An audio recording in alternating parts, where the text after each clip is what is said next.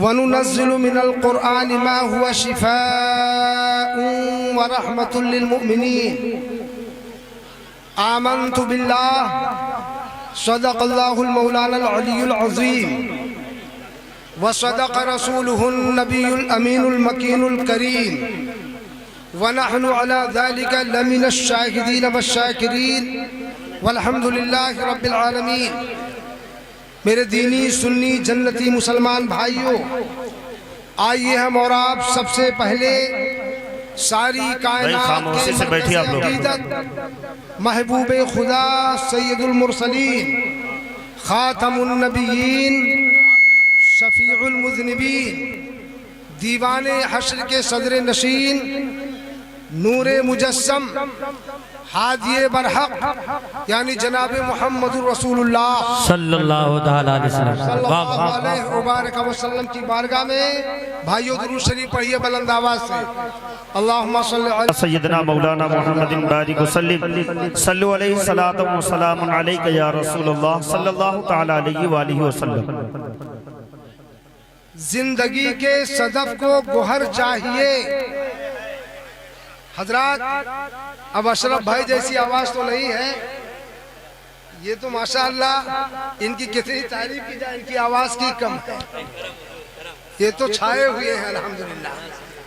زندگی کے صدف کو گوہر چاہیے، رب کے محبوب کی ایک نظر چاہیے، بے شک عمر بھر سنتوں پر کروں میں عمل، کہو آمین، عمر بھر سنتوں پر کروں میں عمل، اسوے مصطفیٰ پر سفر چاہیے، بے شک سبحان اللہ، اور مصطفیٰ کی گدائی جسے مل گئی، سبحان اللہ، مصطفیٰ کی گدائی جسے مل گئی، پھر اسے اور کیا کر رفر چاہیے، بے شک پھر اسے اور کیا کر رفر چاہیے۔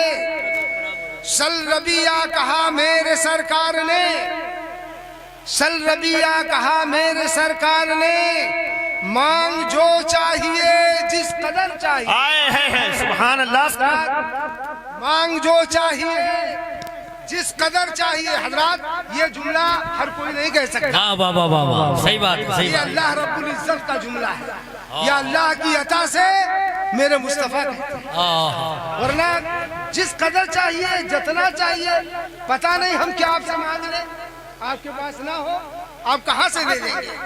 کہتے ہیں سل ربیہ کہا میرے سرکار نے، مانگ جو چاہیے جس قدر چاہیے، تو الحمدللہ مانگتے کیا ہے حضرت ربیہ؟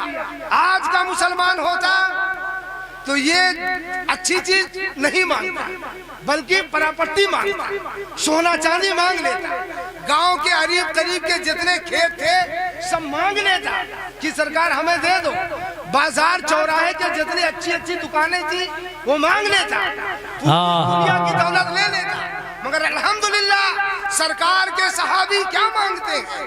سنو مسلمانوں، سرکار کہتے ہیں سل ربیہ کہا میرے سرکار نے، مانگ جو چاہیے جس قدر چاہیے، تو مانگتے کیا ہے؟ الحمدللہ حضور کے صحابی کیا مانگتے ہیں یا رسول اللہ؟ سل ربیہ کہا میرے سرکار نے، مانگ جو چاہیے جس قدر چاہیے، مصطفیٰ نے کہا جا تجھے دے دیا اور بھی مانگ لے کچھ اگر چاہیے،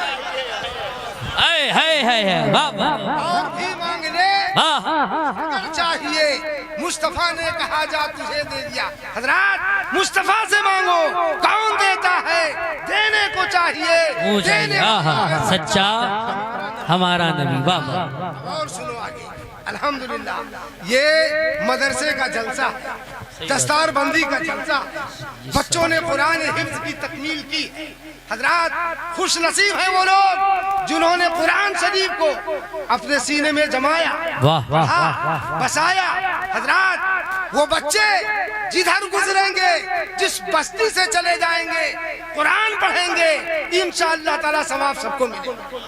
حضرات اور یہ قرآن، یہ ایسا قرآن ہے مسلمانوں، حضرات توجہ ہم لوگ نہیں کرتے ہیں۔ حضرات آپ کی کیا بات کہیں، ہم لوگ بھی توجہ نہیں کر پاتے، اہل علم حضرات بھی سنیں۔ میرے دینی بھائیوں، قرآن جب پڑھا جائے قرآن میں لکھا ہوا ہے جب پڑھو تو توجہ ہونا چاہیے، بے توجہی سے قرآن نہ پڑھو، اور جب آیات رحمت ملے تو خوش ہو جاؤ، جب آیات رحمت ملے تب خوش ہو، اللہ تعالیٰ کی بڑائی بولو، خوش ہو جاؤ، اور جب آیات عذاب مل جائے، مثلا نہیں ترجمہ سمجھتے ہو تو عذاب شدیدہ تو سمجھتے ہو، عذاب علیم تو جانتے ہو، بعذاب بائیس بھی عذاب تو سمجھتے ہو، تو سمجھ جاؤ کہ کچھ عذاب کا معاملہ ہے۔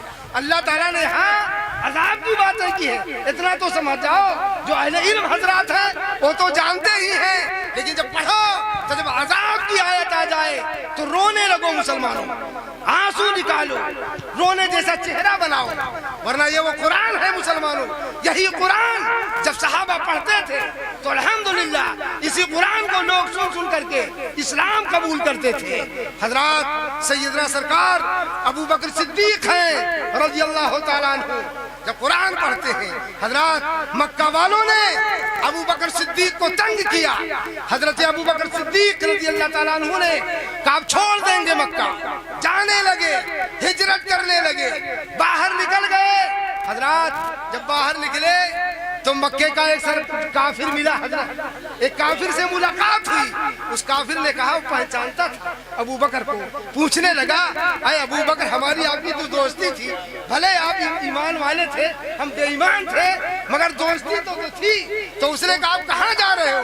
کہا کفار مکہ تنگ کرتے ہیں، جا رہا ہوں، ہجرت کر جاؤں گا، چھوڑ دوں گا مکہ۔ کہا نہیں مت جاؤ، آپ کو تکلیف جو ہے آپ کی تکلیف دور کر دی جائے گی۔ کہا کیا معاملہ ہے؟ کہا چلو میں آپ کے لیے امان لے لیتا ہوں، جو لوگ آپ کو پریشان کرتے ہیں وہ مالک بن دغنہ ہے، آیا اور لوگوں سے پوچھا کہ کیوں تم پریشان کرتے ہو ابو بکر کو؟ تو لوگوں نے کہا اے لوگوں سنو، ابو بکر ایک شرط ہے کہ وہ یہاں رہ سکتے ہیں ورنہ وہ چھوڑ دے مکہ شریف۔ کہا وہ شرط کیا ہے؟ کہا شرط یہ ہے کہ ابو بکر قرآن شریف بلند آواز سے نہ پڑھے۔ کہا بتائیے بلند آواز سے جب پڑھتے ہیں تو تم کو تکلیف کیا ہوتی ہے؟ کیا تکلیف ہوتی ہے؟ کہا نہیں، جب ابو بکر قرآن شریف بلند آواز سے پڑھتے ہیں تو نہ جانے وہ کیسا کلام ہے، نہ جانے وہ کتنا شیریں میٹھا کلام ہے، جس کو سن کر کے ہمارے بچے سب فریفتہ ہو جاتے ہیں، فدا ہو جاتے ہیں، اسلام قبول کر لیتے ہیں۔ تو اس لیے ضروری ہے کہ ابو بکر قرآن شریف پست آواز میں پڑھیں، نماز چھپ کر پڑھیں۔ حضرات ابو بکر صدیق رضی اللہ تعالیٰ عنہ نے کچھ دن پابندی کی، اس کے بعد کہتے نہیں میں نہیں رک سکتا ہوں، ہم کو اللہ تعالیٰ کی امان کی ضرورت ہے، کسی کی امان کی ضرورت نہیں ہے۔ اے میرے دینی بھائیوں، تو قرآن شریف پڑھو، بلند آواز سے پڑھو، یہ شیریں کلام ہے۔ نعرہ تکبیر، نعرہ رسالت۔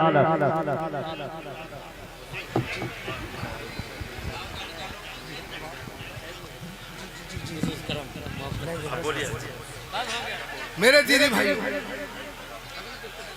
حضرات، بس آپ سے عرض ہے، آپ کے مدرسے کا جلسہ ہے، قرآن آپ خود پڑھیے، بچوں کو پڑھائیے۔ آپ خود دیکھیے آپ کا بچہ انگلش پڑھ گیا، تیز پڑھنے لگا، انگلش میں باتیں کرنے لگا، ماں باپ خوش ہو جاتے ہیں کہ میرا بیٹا تو انگلش بول رہا ہے۔ حضرات آپ توجہ دیں، انگلش پڑھ گیا، ماں باپ خوش ہو گئے، قرآن نہیں پڑھے ہیں تو کوئی بات نہیں۔ حضرات قرآن پر توجہ دو، قرآن خود پڑھو اور بچوں کو پڑھاؤ۔ حضرات آج ماحول ہے، آج کا دور ہے، آپ خود دیکھیے کہ آج موجودہ حکومت سے لوگوں کو، اپنے بچوں کو لوگ ڈرا رہے ہیں کہ بیٹا غلط کام کرنا، حکومت بہت سخت ہے، بند ہو جاؤ گے، ضمانت نہیں ہوگی۔ حضرات کبھی آپ نے اللہ تعالیٰ کے خوف سے ڈرایا؟